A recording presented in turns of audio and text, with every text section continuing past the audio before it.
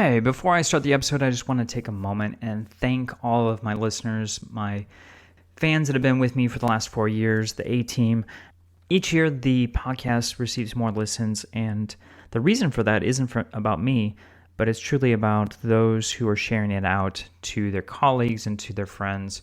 And I just want to thank you so much for sharing that in multiple ways, if that's through social media, word of mouth, through email, with your staff.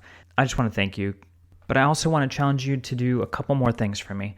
If you wouldn't mind hitting the subscribe or follow button on whatever podcast application you are listening on, that's extremely helpful as far as the rankings of the podcast. But then also sharing a review.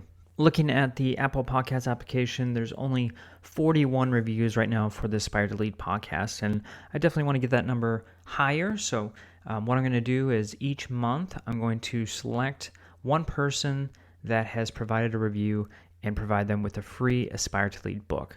So make sure that you are providing your social media handle in the review, and make sure you're following me on Twitter or Instagram at Joshua_Stamper so I can DM the winner. Now let's get a chance to learn a little bit more from Lindsay Lyons, a fantastic educator and leader, and I can't wait for you to learn from her insight. Welcome back, everyone, to Aspire to Lead, where we will be discussing the visions, inspirations, and experiences from top educational leaders. My name is Joshua Stamper, and you can connect with me on Twitter or on Instagram at Joshua_Stamper. Aspire listeners, I am so excited for this conversation because I have not only a fantastic educator, but a fantastic person. Lindsay Lyons is with me, and she is a part of the Teach Better Podcast Network. I'm so happy that she's a part of our team, our family, and you get a chance to learn a little bit not only about her, but all of the fantastic things that she does across this country and with school districts. Lindsay, thank you so much for being on the Aspire to Lead podcast. Oh my gosh, Josh, thank you so much for having me. It is my pleasure to be here. Yeah, so we've been connected for a little while. I am always so impressed every time I speak with you, and I'm so excited that folks get to learn about the services and things that you provide educators around this country. So, Lindsay, if you wouldn't mind just sharing a little bit about yourself and what you do in education. Absolutely. So I call myself an educational justice coach because I just feel like when I work for myself, I can give myself my own title. And I think that really sums up kind of what I'm all about. So my ultimate goal is to help educators, and really district-wide help educators, create feminist, anti-racist curricula that challenges, affirms, and inspires all students. And ultimately, I want to do these really cool curriculum design sprints with as many departments as possible, where you're designing a feminist, anti-racist curricula in 2 days. Like that is one whole unit all the way to the lesson level.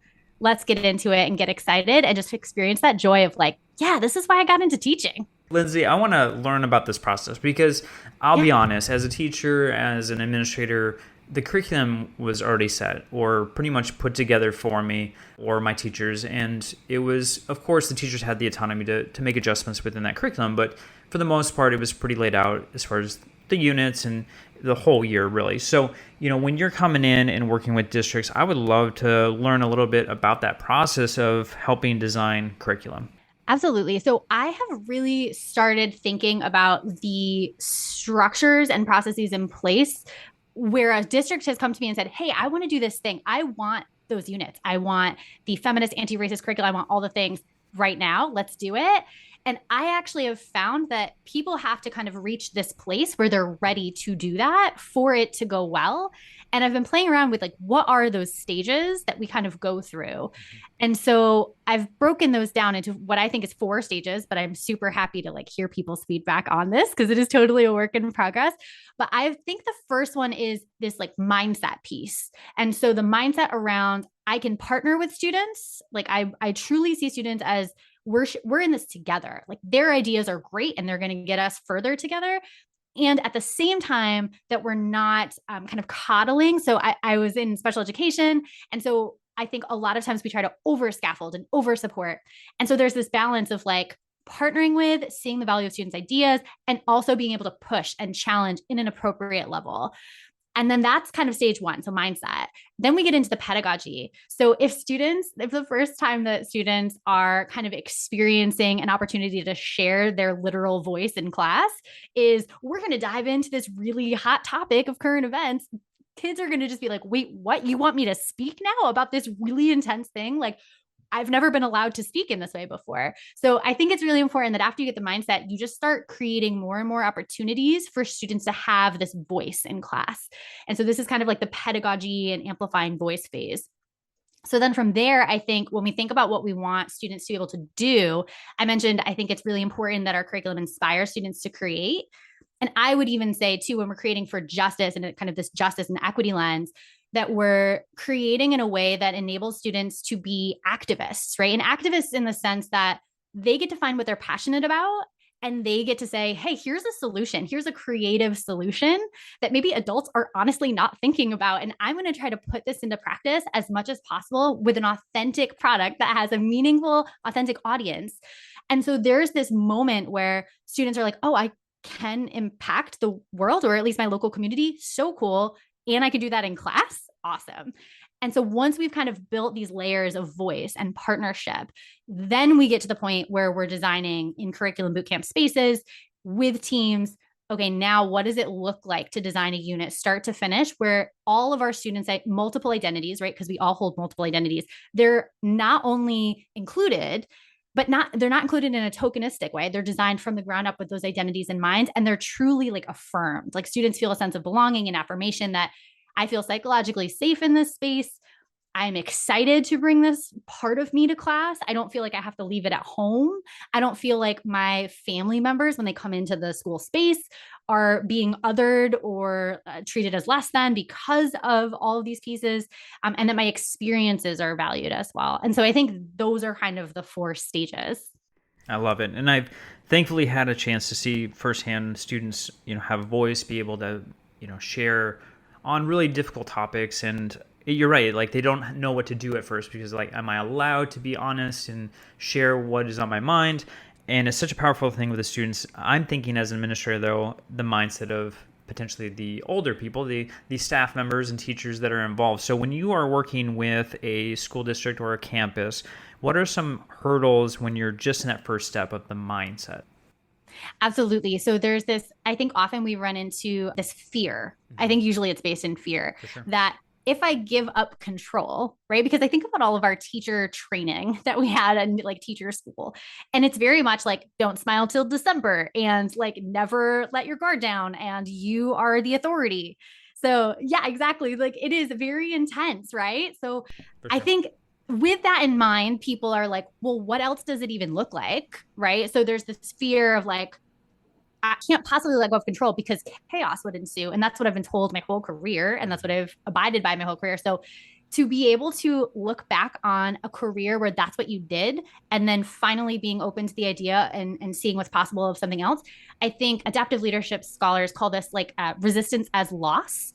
And I think that's really powerful, right? There's this kind of loss of time, of identity as a good teacher, of all these things, and there's just kind of this feeling of loss. And I've found the most successful kind of way to meet that is with a recognition first off of that loss, and a recognition that this is an emotion, like a high emotion conversation, change, shift. And ultimately what I think is possible is showing all of that kind of, who is it? Mesereau talks about like this disorienting dilemma that we need to show, right? So we need to create kind of the discomfort and dissatisfaction with how things are going. And sometimes teachers are able to connect that without much support. Sometimes we got to show it to them, right? So something's not working in class, something's not working in this culture that we've created in this classroom or this school. What is it? And if we can drill down into that piece and really get at the root of it, there's kind of this aha moment of like, other ways are possible. I can try this. It doesn't mean I was a bad teacher before. It means I'm growing as a human and as a professional. And if that makes my life easier to partner with students versus to like keep butting heads, yeah, it's worth a try. And that's often where we have that breakthrough. I love it. And I know that you're supporting schools in a little bit different way with difficult conversations by providing an outlet for high emotion topics to be actually spoken, and you give free workshops. So I know that a lot of folks right now across the country, probably across the world really, are looking at these different topics that you've already spoken about, as far as, anti-racist, equity, feminism. I mean, all of these are so important, and our students really want to discuss this. For those who are looking for potentially some more support, what are you offering with these free workshops? Yeah. So thank you so much for asking this question, because I think these are honestly the most requested topics. Like, people are just like, tell me the things I want to know how to approach this. Most people I talk to are saying we don't want to avoid it because we know avoiding it is not great. Sure. But there are some mindset shifts, I think, especially as leaders, that we need to help teachers kind of get through to that point. So again, I think mindset is first there. And so that's kind of what in terms of free workshop offerings, look out for those. Those are definitely coming. I've decided that this is something I just want people to be able to do, and like, they don't need to pay me for it. So we're going to have a ton of free virtual workshops. But I think in terms of the mindset, to tackle that first, we want to tackle the concept that this is not for me or my class or my grade level, or even as leaders, this is not for me as a leader. This is something teachers do. So I want to problematize all those things, right? I think about like the overturning of Roe v. Wade, for example. Like, we can talk about bodily autonomy, which is the through line in kindergarten, right? When another kid doesn't want to be hugged, we don't hug them. The end. Like, we can totally have that conversation. And also, when we're thinking from a leader lens, staff conversations, facilitating conversations about current events with staff has tremendous value for staff culture, and also for staff to be able to facilitate those conversations with students, right? So there's so much value in terms of just being able to have that mindset that, like, we need to do this. And the reality is that if we don't do it with our students, if we don't have that space that we've already created, that is, they perceive psychological safety when they're there, they have this space wherein facts actually do matter. Like, we're an educational institution. We're not kind of debating these, researchers call them like settled issues, like these things that are factually like based in fact. Because if they don't talk about it in school, they're talking about it other places. Yeah. I've seen like these crazy stories of white teenage boys who are radicalized online on YouTube because they have no other space to talk about race in a generative way. Like, that's bananas to me. But to answer your questions, I think in those workshops, we really want to get at, like, what do we do foundationally? How do we create that atmosphere that we can generatively talk about this and not devolve into anything offensive, anything that harms the dignity of other students? So how do we create that culture as kind of foundation? And then how do we create a driving question that frames the conversation in a way that doesn't put dignity up for debate? So for example, I have literally heard teachers say things like, we're going to talk about the question and put that up for debate in terms of student conversation. Should, and this was years ago, but should same-sex marriage be legal? That shouldn't be a question we debate, right? Like, that is a right that people have, and we shouldn't be debating that right. It puts their dignity and their access to rights up for debate, right? No, we should be agreeing that justice is the goal, and how we get there, like, is kind of a policy debate, right? Like, that's how we look at that and approach that. Totally debatable, but not like the dignity of a group of people. And so I think that's a really important piece too. And then we can also talk about, where do we get resources to support the factual basis that we're grounding this conversation on. Well, Lindsay, I want to go back to something you said, because I can imagine myself in a staff meeting, several staff meetings, over the last couple of years. Obviously, there's a lot of topics that have come to the forefront due to things going around in the country, right?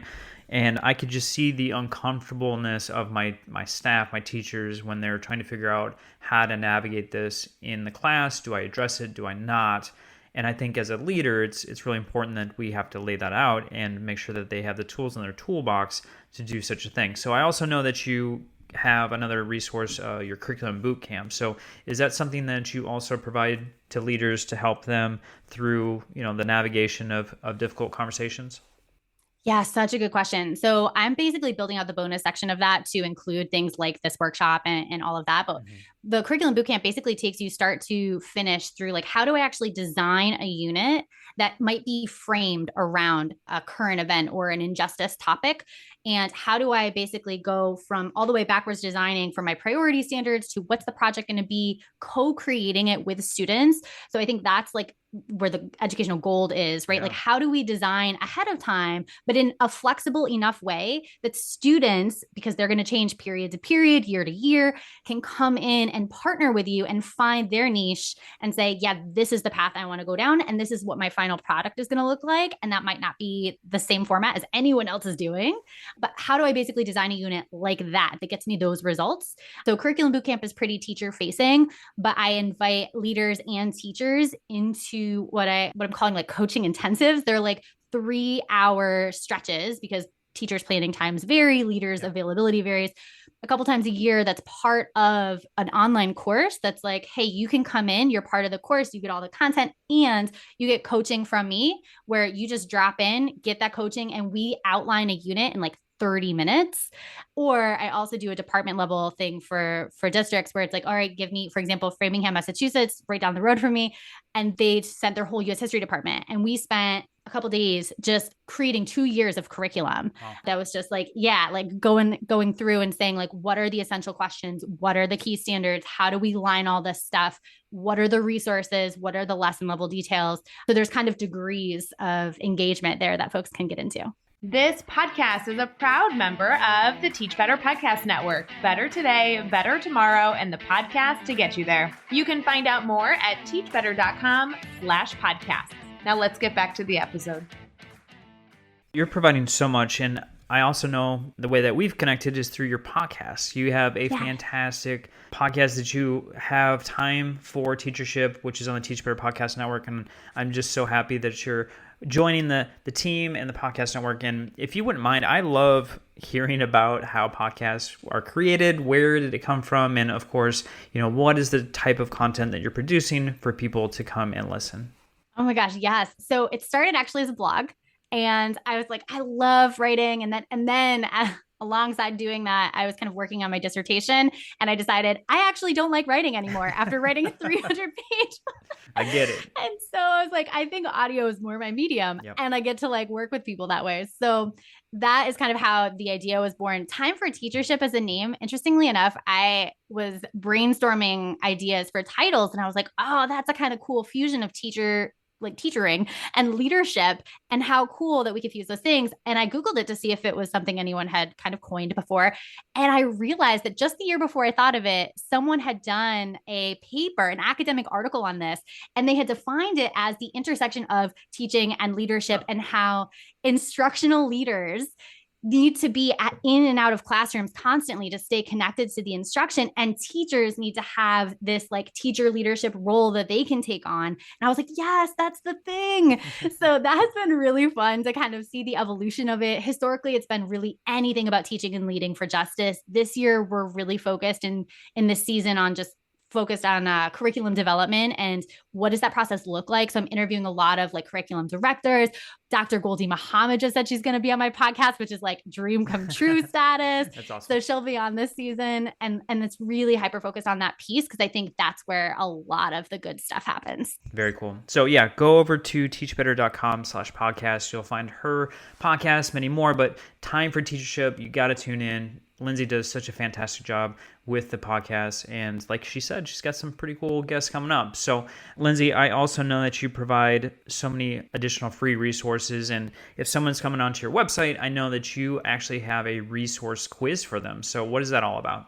Yeah. So as I described the kind of 4 stages, sometimes leaders don't quite know which stage they fit into. And so I have a quiz that'll take you less than 4 minutes. It'll provide you a ton of focus. And at the end of the quiz, it's like, here's the stage you're in. And there's like 10 resources for you, most of them free, that are like, here's this podcast episode, give this teacher this resource if you're struggling with this problem. As a leader, here's this thing that you might want to do. And here's a template for you. So there's a ton of stuff. It's honestly like the biggest high value free resource I have. So I can't express enough how much you should grab it. But it's at bit.ly/curriculum quiz. And of course, I'll have the link in the show notes for everyone. So awesome. Make sure you jump on that. And again, it's a free quiz, and you get to see where you align with what Lindsay's talking about as far as the curriculum piece. And Lindsay, I always love asking my guests about aspiring leadership. Of course, you're going to give a piece of advice, what can they do next week or next month to help them in their leadership journey?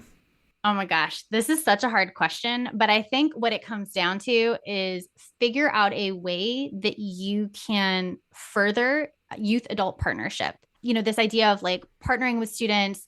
Michael Fielding calls it radical collegiality, which I just love. This idea of seeing students as colleagues. any way you can do that, that is the biggest bang for your buck, the way that you're going to further any sort of student engagement, student academic achievement, and ultimate like school and district outcomes. Okay, I want to expand on that a little bit, Lindsay, because I love like what you're talking about as far as the partnership with students. And, for someone that may be listening and they don't even know what that looks like, you've talked on several occasions about the partnership and bringing students into this process. So, will you just kind of give a scenario or a framework of how students can be a part of the curriculum construction? Absolutely. I will try to condense this because I have so much to say, but I will say, let's say, for example, I'll do a couple roles because as you said, you have an expansive audience. Yeah. If you are a primary school teacher, that might look like saying, okay, class, it's the start of the year. I'm curious to know, after the first few weeks of school, how might we better create a space for learning? And so ask students to help you design literally the physical layout of the class, and then ask them, what activities have you enjoyed so far in this school year? What should we do more of, right? You're starting to co-create not only the class environment, but the pedagogy as well. Of course, you could do that at high school level as well. I just like to indicate that you can also do it even with kindergartners, right? And then if you're a leader, I think at the policy level, so I do a lot of work, and actually my scholarly research is in the field of student voice from a school and district perspective. How do we actually get student leaders? So all students I perceive as leaders, how do we invite them into formalized leadership roles where they're actually on committees? So consider asking them onto your leadership committee, your PD committee. Could they lead a PD? Because students are experts in a lot of things about student learning. Think about ways that you might invite students into a conversation about a variety of topics, and also ask them to take on, if they're willing, we don't want to like push our jobs onto students, but ask them to take on some responsibility for facilitating a conversation about a certain topic or sharing some insights at a PD. I think those are concrete ways, depending on the role that you have, that could be scaled up or down. No, I love it. We actually did that the last couple of years where we invited our students onto our committees, and it was so powerful to hear their perspective. And they actually also presented the student data as far as there's a kind of like a survey that they have to take, and they were able to provide the data to our staff and then also kind of explain, okay, this is why the data is showing this, and this is why the students are responding. And it's one thing to look on a piece of paper and look at the data. It's another to have a student who may be in your class telling you why something needs to change and potentially have a solution for that. So if anyone is not currently having students on their committees, or like you said, at a PD or a staff meeting, I would highly recommend that. I would say, even if I can just share a quick Please. story. Yeah, even those teachers who are a little resistant to student voice that I've worked with as colleagues, one time we brought students into a PD just to, I think exactly like what you said, we looked at some data and then we brainstormed solutions and did kind of like this gallery walk, kind of we're writing a chart paper thing. Very informal, no one's kind of presenting, more of a brainstorming. They walked out, those teachers who were resistant walked out of there being like, that was the best staff meeting. And the students walked out being like, we want to do this next week. Yep. So I think there's so much value there. For sure. Yeah, I would 100% agree. That was definitely how that went the first time, which made us do it the second time because it was so powerful, and the staff already knew it was coming and it was happening, and they definitely invited it. So I love what you're talking about, Lindsay, as far as the partnership with students, and all campuses should be doing that. So Lindsay, I know people are listening and are going to want to connect with you in some way. So how might they find out about your resources, how they can bring you in to do curriculum design, or just connect with you on social media? Awesome. Thank you so much for asking. LindsayBethLyons.com is my website. So there's a ton of stuff there, a ton of free resources. The podcast has kind of a blog space there as well. All of the free resources. So every episode we have in the podcast has a free resource. Those are all linked there on the website. LinkedIn, I'm at Lindsay Beth Lyons, and then Twitter, Lindsay B. Lyons, because Twitter doesn't let you have that many spaces for your username. So any of those places, and then Time for Teachership podcast, wherever you get your podcasts. Awesome. So as usual, I'll have all of those links in the show notes. So make sure that you're clicking on that, connecting with Lindsay, because she is one of the most brilliant educators that I know. And I think you should make sure that you're connecting in some possible way, whatever your favorite platform is. And Lindsay, I am so excited about the future of your business, of what you're doing in education, because I think all of these things that you're working with are so important. It's vital for our students to have that voice and to be able to partner with schools. And I'm so excited to see what comes. So thank you so much for being on the Aspire to Lead podcast. Thank you so much for having me. This has been a really fun conversation, Josh.